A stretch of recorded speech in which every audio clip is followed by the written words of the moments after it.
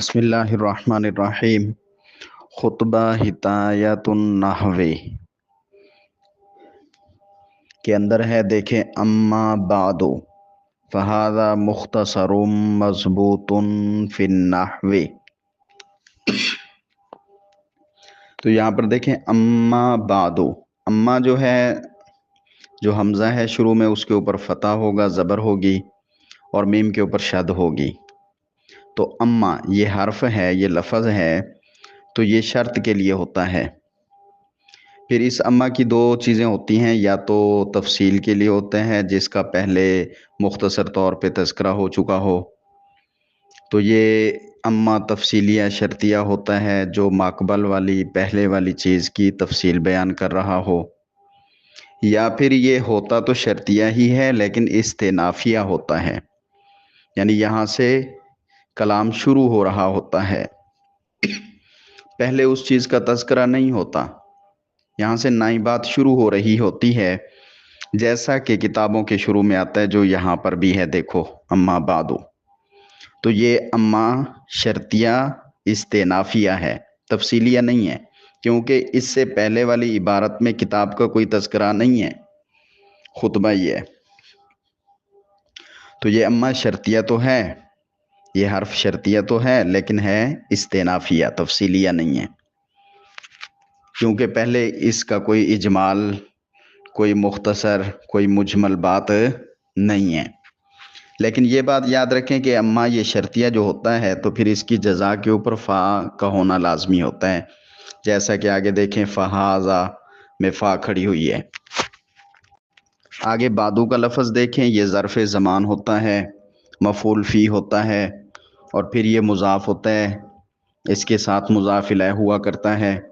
یہاں پر جو بعدو ہے، اس کے بعد مضاف الیہ موجود نہیں ہے، تو وہ مضاف الیہ ذہن میں ہوتا ہے، نیت میں ہوتا ہے،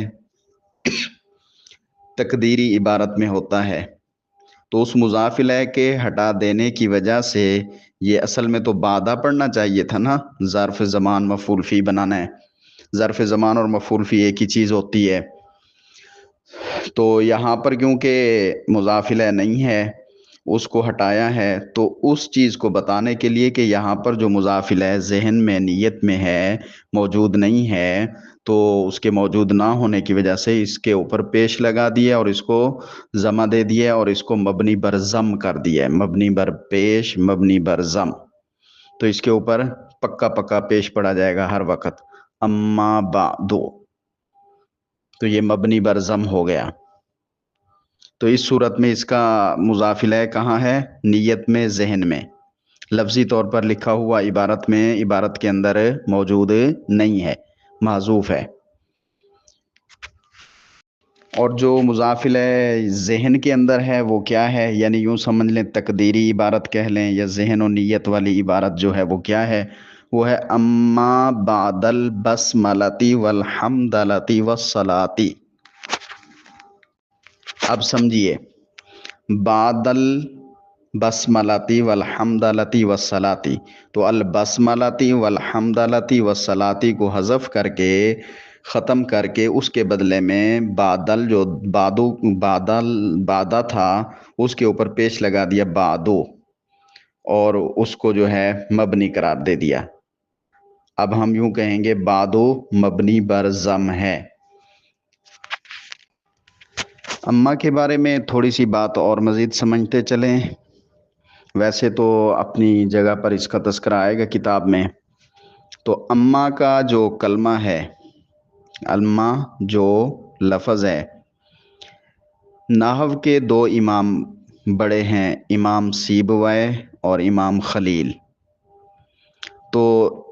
امام نحو جو سیبویہ ہیں وہ کہتے ہیں اما یہ حرف شرط ہے، یہ حرف ہے، یہ مستقل طور پر اپنی ذات کے اعتبار سے ایک کلمہ اور لفظ ہے، اور حرف جو ہوا کرتے ہیں ان میں بات اصل یہ ہوتی ہے کہ ان میں کسی قسم کی کوئی تبدیلی یا کسی قسم کا کوئی تغیر نہیں ہوا کرتا، اور اکثریت اسی بات کو ترجیح دیتی ہے کہ بات یہی ہے، اما حرف شرط ہے، مستقل ایک کلمہ ہے، اس میں کوئی تغیر تبدل نہیں ہے۔ لیکن امام نحو جو خلیل صاحب ہیں رحمۃ اللہ علیہ، ان کے نزدیک یہ کہتے ہیں اما کی اصل مہما ہے، مہما جب جو، تو اب وہ کہتے ہیں مہما تھا، تو مہما میں دیکھیں ہا اور حمزہ یہ قریب المخرج ہیں، ان کا مخرج، ان کی حرف کی ادائیگی قریب قریب ہوتی ہے، تو ہا کو حمزہ سے بدل دیا، ما ہو گیا۔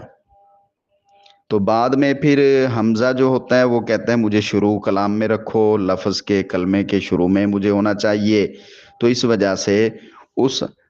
میں جو حمزہ تھا اس کو شروع میں لے آئے، اور جو زبر شروع میں تھی وہ وہیں رہی، جو جزم حمزہ کے اوپر تھی وہ اسی دوسری جگہ پہ رہی، تو یہ بن گیا ما، ام الگ اور ما الگ۔ پھر میم کو میم میں ادغام کر دیا تو اما بن گیا۔ تو اسی امام خلیل کی وجہ سے آپ دیکھیں گے کہ نحوی اساتذہ کرام جب ہمیں سبق پڑھاتے ہیں تو وہ یہی کہتے ہیں کہ اس اما بعدو کی اصل نکالیں، مہما یکم من شیئم بعد البسملتی والحمدلتی والصلاتی، تو وہ اسی وجہ سے امام خلیل کی وجہ سے کہتے ہیں اما کی اصل مہما یکم من شیئن نکالیں، مہما یکم من شیئن یہ اصل نکالیں۔ اس کے علاوہ بھی باتیں ہوتی ہیں تو ان کو بہرحال یہاں پہ نہیں بیان کرتے، لیکن اما کی جو تقدیری عبارت نکالتے ہیں، اصل عبارت نکالتے ہیں، وہ یاد رکھیے گا، آگے ترکیب میں اور باقی چیزوں میں وہ فائدہ دے گی، سب سے بہتر مفہوم کے سمجھنے میں، کتاب کے سمجھنے میں، کلام کے مقصد کو سمجھنے میں وہ فائدہ دے گی۔ تو اما بعدو کی تقدیری عبارت پھر سن لیں، مہما یکم من شیئم بعد البسملتی والحمدلتی والصلاتی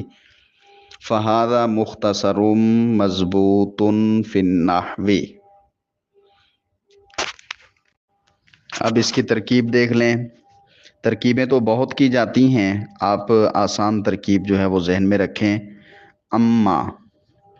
اما حرف شرط ہے بمعنی مہما، مہما جو ہے وہ اسم شرط ہے، یہ آگے بحث آئے گی اسماء شرطیہ اور حروف شرطیہ، تو اما حروف شرطیہ میں آپ کو ملے گا، اس کی مکمل تفصیل وہاں دیکھ لیجئے گا، اور مہما آپ کو اسماء شرطیہ میں ملے گا، اس کی تفصیل وہاں پر دیکھ لیجئے گا۔ تو اما حرف شرط بمعنی مہما اسم شرط، بعدو مضاف، اس کا مضاف الیہ جو ذہن میں ہے اب وہ سارا کرنا ہے، البسملتی مضاف واو حرف البسملتی جو ہے اس کو مضاف نہیں بنائے بھائی، البسملتی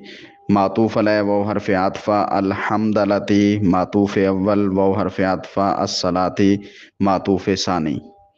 البسملتی معطوف علیہ اپنے دونوں معطوفوں سے مل کر مضاف الیہ ہوا بعدو مضاف کا، بعدو مضاف اپنے مضاف الیہ سے مل کر ظرف زمان ہوا، یعنی مفعول فی ہوا، ظرف زمان و مفعول فی ہوا، یکن فعل محذوف کا، تو یکن یہاں پر فعل محذوف ہے، مہما یکم من شیئن جو ہم نے نکالا تھا وہ والا، تو یکن فعل محذوف، لیکن یہاں پہ یکن ناقصہ میں سے نہیں ہے، فعل تام ہے، من زائدہ جارہ، اور شیئن یہ لفظی طور پر تو مجرور ہے من کا، لیکن معنوی طور پر یکن کا اسم ہے، تو یکن فعل تام اپنے اسم یعنی فاعل من شیئن میں جو شیئن ہے اس اسم اس فاعل سے مل کر اور مفعول فی سے مل کر جملہ فعلیہ ہو کر شرط۔ آگے فا جزائیہ ہے جو جواب شرط پر ہے، تو فا جزائیہ ھذا اسم اشارہ مبتدا،